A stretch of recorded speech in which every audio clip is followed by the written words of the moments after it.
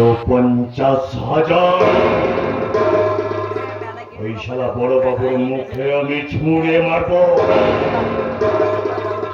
পশ্চিম মারলে ভালো, শালা বিয়াদবি করলে বড় বাবু তার 6 মাসের বাচ্চার লাশ খুঁজে পাবে না। আপনার নাম রত্নাকর নয়?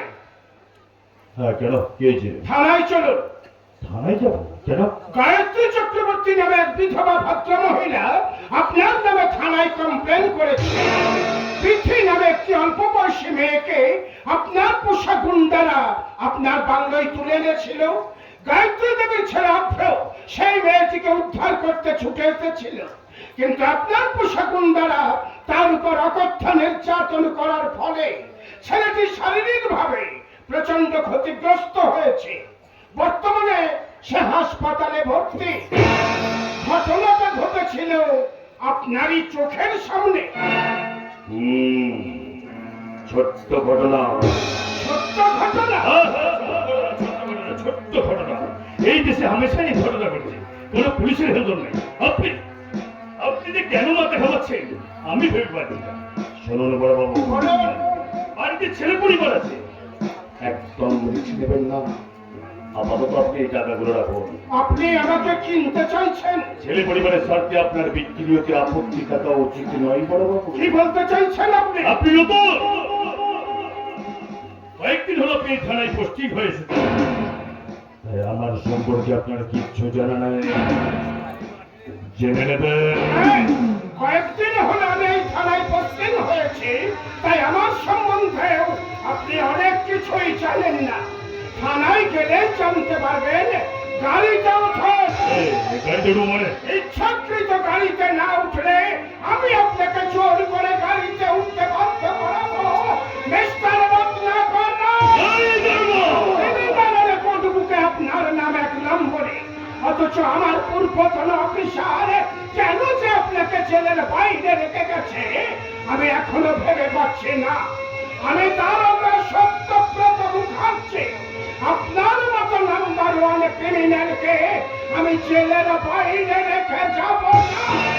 আমি তৃতীয়বার বলছি, গাড়িতে ওঠুন।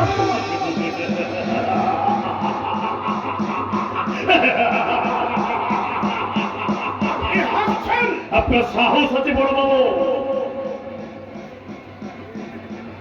অশেষ ধন্যবাদ আপনাকে।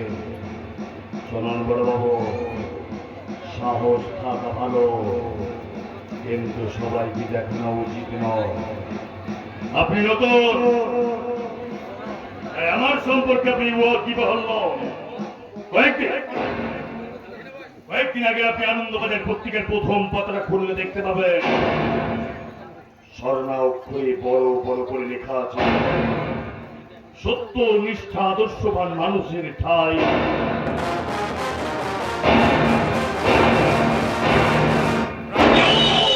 কসাইখানা।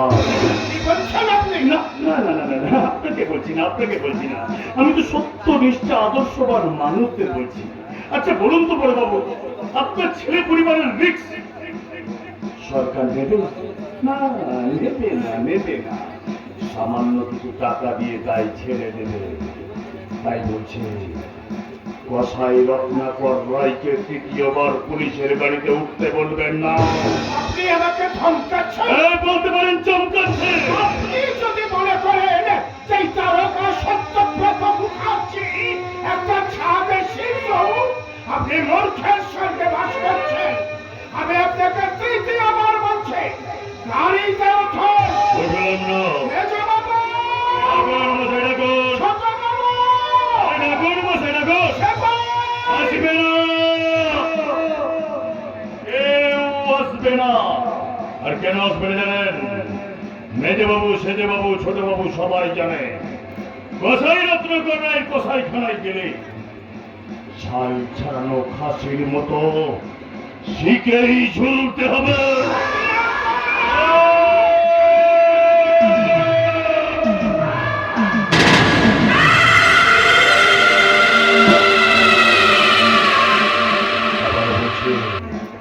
বাড়িতে ছেলে পরিবার আছে, একদম রিস্ক নেবেন না। যান তাদেরকে নিয়ে সুস্থ থাকুন, ভালো থাকুন, শান্তিতে থাকুন। আর যদি অতিবার করেন, শান্তিপুর মহাশ্মশানে খুব শীঘ্রই চলে উঠবে তারকা সত্যব্রত মুখার্জির চিতা। এই দুর্गा, याद रखना, तुम हमारे साथ, हम तुम्हारे साथ, हम हमारे साथ, हम तुम्हारे साथ।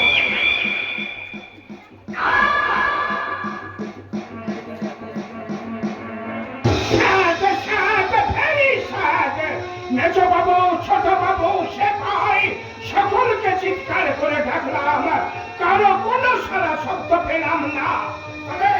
তবে এটাই কি ঠিক? সবাই সবাই ওই রত্নাকরের ভয়ে শঙ্কিত, আতঙ্কিত। That's right, এটাই ঠিক।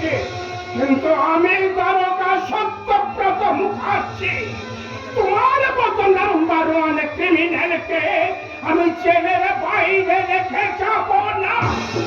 মাছ জাল ছিঁড়ে পালিয়ে গেল, উপর থেকে যখন পালাতে পারলো না, তখন ওই কষাই রত্নাকর রাইতে আমি একদিন না একদিন ছেড়ে জালে তুলবই তুলব।